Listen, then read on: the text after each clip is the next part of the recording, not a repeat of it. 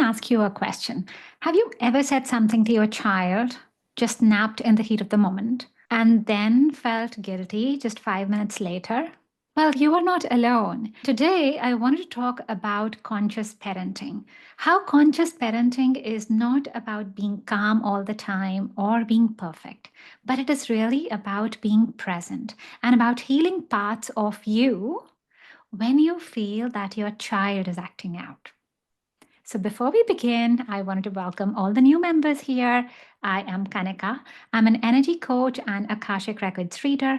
And if you like content like this, please subscribe below so that we can stay connected. Okay, so let's begin with conscious parenting.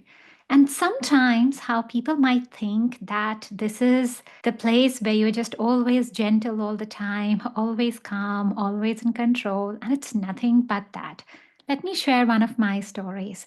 I remember this one day. We were in the kitchen, my son and I was cooking. We were getting late for dinner, so I was really frantic trying to manage everything. He was speaking and saying something, and I almost automatically nodded my head without really looking at him. And he understood that. And so he just went, "Well, I don't think you love me anymore. You're not listening." And in that moment, it really hit me because I'd heard these words for the first time: "You don't love me anymore." And it really shook me inside because what do you mean I don't love you? Like everything I do, I'm thinking about you all the time. I wanted to snap back at him. I wanted to explain to him that, hey, I packed your lunch and even now I'm doing something for us together. I'm preparing our dinner. But I just took a step back and I looked at him, paused. I evaluated the situation from my son's perspective. He was sharing something important, and I was not really listening to him. I was doing my thing. I could understand that there was truth in the feeling that he was going through.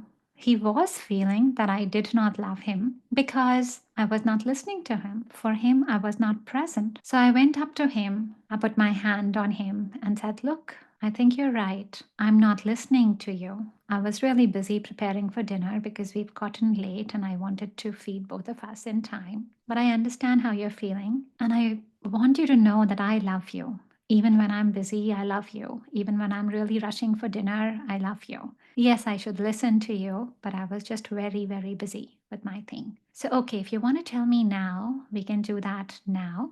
If you feel it can wait, that's okay too." And I gave him a choice. Lesson 1. Children reflect what we're afraid to feel. Left it at that. That night, when he went to sleep, these words were still echoing in me that I don't think you love me anymore. On the face of it, I had worked it out with my son, but internally, I was really surprised and also just evaluating myself. Because, yes, at a surface level, it was just that my son commented something and it hurt me. But here's the deeper part of what I was realizing. I was realizing that he was actually mirroring me. He was mirroring me inside. You see, what had been happening over the last few days was that I was working through my own internal wound. I was looking at my past times with my parents and with other relationships, and I was feeling as if I was unloved. And my child was coming out and reflecting the exact same thing. So, with that, here's what I have to offer to you in terms of conscious parenting. Conscious parenting is a journey of you unpacking and healing yourself, your own story, while you're working with your kids. Lesson 2. Validate feelings. First, boundaries come later. So, first of all, whenever they say something, take a time to pause. A lot of times we come from our automatic set of programming, how we've been raised up, and we just automatically respond. Oftentimes, we might just snap out, acting from the default, acting like how we'd been raised up or how we know best, right? An automatic response in this moment by me could be, "What do you mean? You don't talk to mom like that." But at that point in time, I would encourage you to think about what your child is actually going through. You see, if you want to raise resilient kids, you want to give them the space to speak up. So, first of all, you just validate their feelings because what they're feeling is right. And you always want to offer them that space where they can come out and they can tell you anything that they want to. Now, you might have certain boundaries.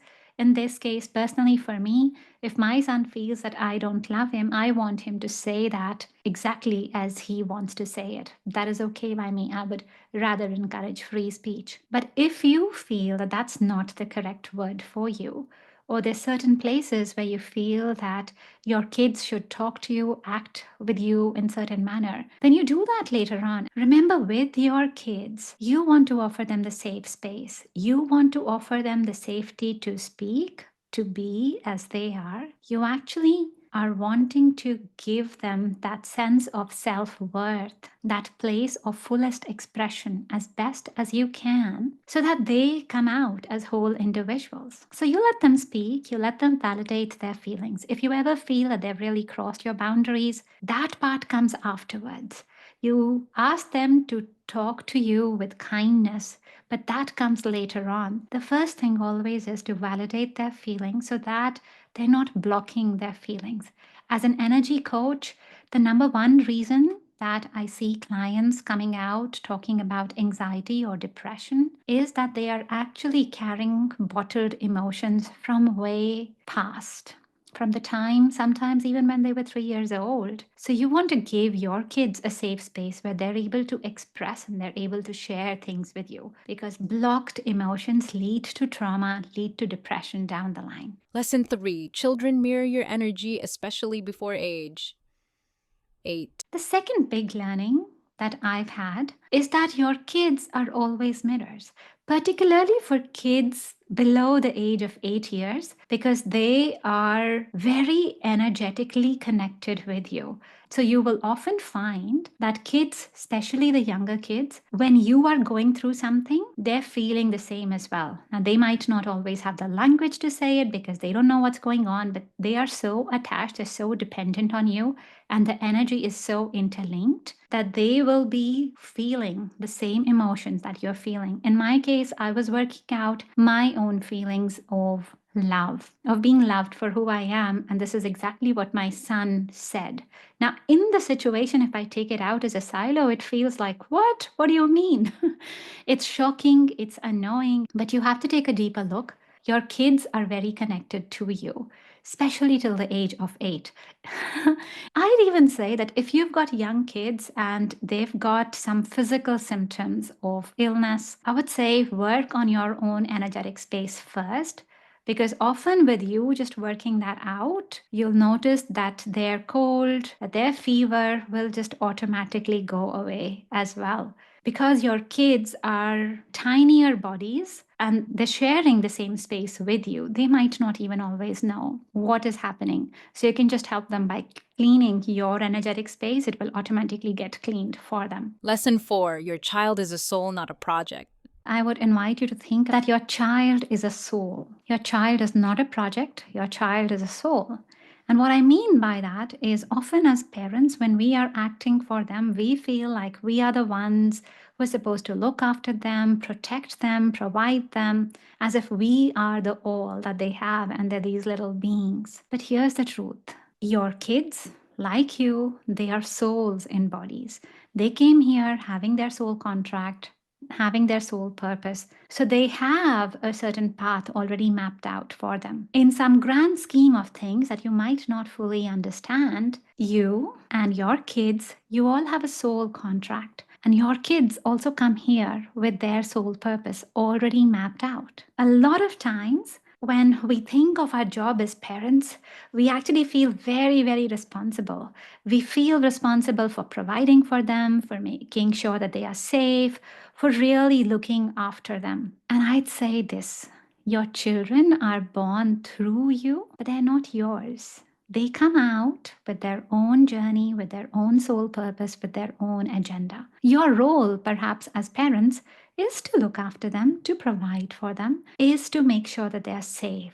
But don't take their choices personally. Don't take what they are doing as a reflection of how good you are. Don't let them be an extension of you. Instead, consider them to be their own little beings. You're just watching life unfold in these little people. That is a privilege. You're just getting the front row audience seat. And so all you want to do is see them grow, see them prosper. You see your own life as a soul, You are evolving, you're on your journey, and you are learning a few things by living your life. But here with your kids, you get to watch them bloom, prosper on their own as well. So let them do the things that they want to do. You can be that guide, that mentor, but never take on the role of the God or someone who's supposed to manage everything for them. Yes, look out for them. Provide suggestions to them on what you think is right or wrong, but let life blossom in its own sense. Let me repeat that. Let life blossom. You don't have to control it. Life will just blossom by itself. Your focus is just to provide for them, make sure that they have food, they have education, all those nice things. Make sure that there is a safe space, not just physically safe, but there's a safe space where they can interact with you. The onus on you is to maintain that communication bond in a way that they feel safe coming to you, telling you that something happened for them. Because as parents, we might be acting out of ego. We might want to please a part of ourselves, sending them to a particular school, getting them into a particular job because it pleases us. But that might not be in their alignment. So you can step back, you can just let them live their life. Lesson 5, trusting them builds their worthiness. And then other times we think that we are really looking out for them. Let's say they're teenage kids and they want to go out at night. You're really worrying for them because you are worrying based on your own experiences. And I just want to offer you another viewpoint here. Yes, they're going out. You have all the reasons to be scared. And you can probably maybe put rules in place for them today and ensure that they're not getting out of it. But you've been a teenager as well, and you know that when you really, really want to do something, you'll find a way to do it. What you're actually doing is you're creating a place where your kids hide from you. And perhaps that's not where you want to go. So, what you want to do instead is tell your kids about what you think might happen. Tell them that you trust in them. Tell them that you trust in the decisions that they take in them. What you can do with your kids is tell them about your fears and tell them what are the precautions that you would take. And then let them make their own decisions. Let them decide what they want to do. You want to give them the space to be able to make their own decisions. You want to tell them that you have trust, you have faith in them. You see, if you just tapped into people around you and noticed what is the biggest block in humanity as such, you'll notice that a lot of us act from this place where we feel deeply unworthy. We feel unworthy applying for the next promotion. We want to take validation from our partner, from our friends. If there is a project that we want to start, we will procrastinate on it for a long time because we are just waiting for others to tell us that we can do it. So, unworthiness tends to be the biggest block. And the people who get successful are people who come over that or people who start feeling worthy inside. So, the best gift you can give to your child is that sense of worth. So, when you are telling them that, hey, I trust you, you will make the right decisions, I have faith in you, then you are allowing themselves to feel worthy. And that is the biggest blessing, the biggest gift that you can give to them.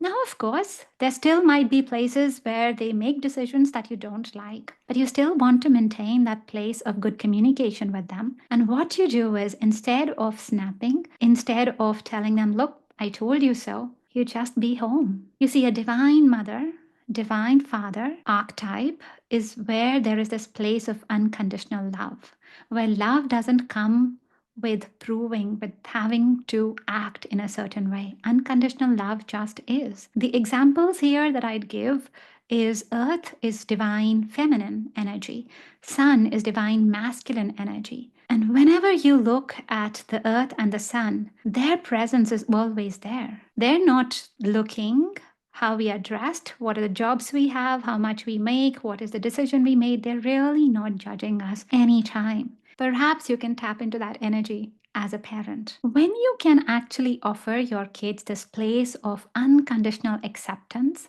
then you're also teaching them that they do not have to earn their love, that they're just okay as they are.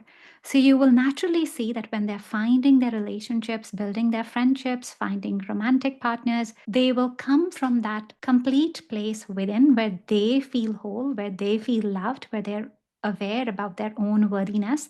So they're a lot less likely to make bad choices. But again, In the human experience, they might make bad choices. So I can understand your fear that you don't want that to happen for your child. Lesson 6. Mistakes are part of the soul's journey. And then the other thing that you might feel is that, hey, I cannot be this perfect person all the time. And nobody's asking you to be perfect. So let me talk about both. First, if your kids do make a mistake, there might be a place where you go like, gosh, what did I do? I let my guard down and look, this is what my child's done. And I want you to consider this instead. The reason why we incarnate on earth is that we want to evolve. There's certain lessons we all want to learn. So it is not possible that there will be any human being, any child on earth who just does not commit a mistake. Like, it is not possible. This is the default mechanism of learning.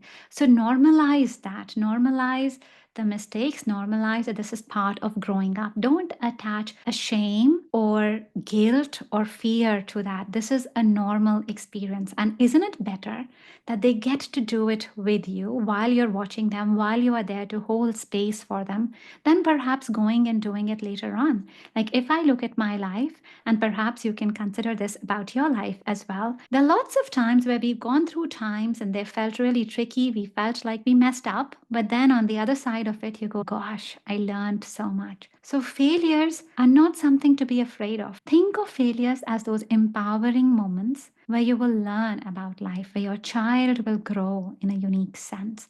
And you are here to offer that space to them. Lesson 7. Repair builds deeper bonding. And now, of course, all this sounds really rosy, really beautiful, but in the everyday, we're not always so calm and centered. So, what happens if we still mess it up? If we yell, if we react in the wrong way? And I tell you this, first of all, don't criticize yourself. It is okay. Just like the sun, just like the earth, they always have unconditional love for you.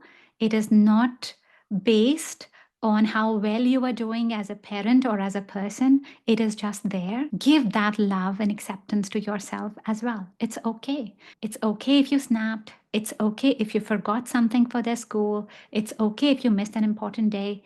It is okay. Just that that happened does not make you a bad parent, because you're still thinking about your child's betterment, because you are also on your journey of evolution and growth as well. You're still worthy, you are still loved, you're still very much required. Then you go to your child again, because this is another moment of bonding. It can be a moment of separation, but it can also be a moment of bonding. And you can tell them that, hey, I'm sorry, I messed up. I did this. Because again, in this moment, your vulnerability, your honesty with them is telling them how you live your life. And you are showing them a very practical example of what they can do when they mess up as well. By you messing up, by you accepting yourself, you're giving them permission to own themselves, to not hold guilt, shame for themselves as well. So you tell them, hey, I messed up. This is what was happening. And I shouted at you, or whatever happened. And then tell them, what are you thinking about it? You can discuss what are the next steps, and that will be very unique to you and your child, how your relationship is. But keep it open, keep it honest. Lesson 8. Parenting is a two-way soul relationship. We tend to think that we are looking after our kids, that somehow we are here and we are looking at our kids and they're a little bit below, as in we are always supposed to look after them, and this is how the relationship or the energy goes. But I'll tell you this, there's no relationship like that. No relationship in your life like that, least of all the parent and a child. Because if you are giving them something, you are showing them something, they're also showing you a lot of things. Even with kids where you are really looking after them for much longer because of their special needs, even then, those kids are teaching you unconditional love. They're teaching you acceptance. Kids, when they look at you, they're not really questioning how you look when they accept you as their parents. They just see you and they understand that you are the caretakers. So they have a lot to teach you in terms of being present in life, in terms of enjoying life, in terms of living life in a different way. So treat your kids like that and know that they're there to teach you and to help you grow as well. And in that sense, your relationship is not one up, the other one down. It's not that, but it's rather a relationship where both of you flourish and grow. So I hope you've enjoyed this episode today. If there are any other questions that you have around conscious parenting, please do let me know because I'd love to answer these questions. This is very, very close to my heart, parenting, because when you parent from a better place, you are healing yourself, you're healing your wounds, you're understanding what's really going on so deeply within you, that you're also healing your kids. And with your example, you are also healing generations beyond as well. So it's a beautiful spiritual journey, and I wish you the very best. If you do want to ever dive into what's really going on with you around your parenting patterns, understand what has gone on in your earlier lives, why perhaps some relationships seem very tricky to you, then I'm more than happy to hop on and talk to you in a free clarity call. You can book that at artoflifecenter.com/call. I'd love to understand your story and give you some insights. All right, take care. I'll see you next time with another episode. I am Kanika, your energy coach.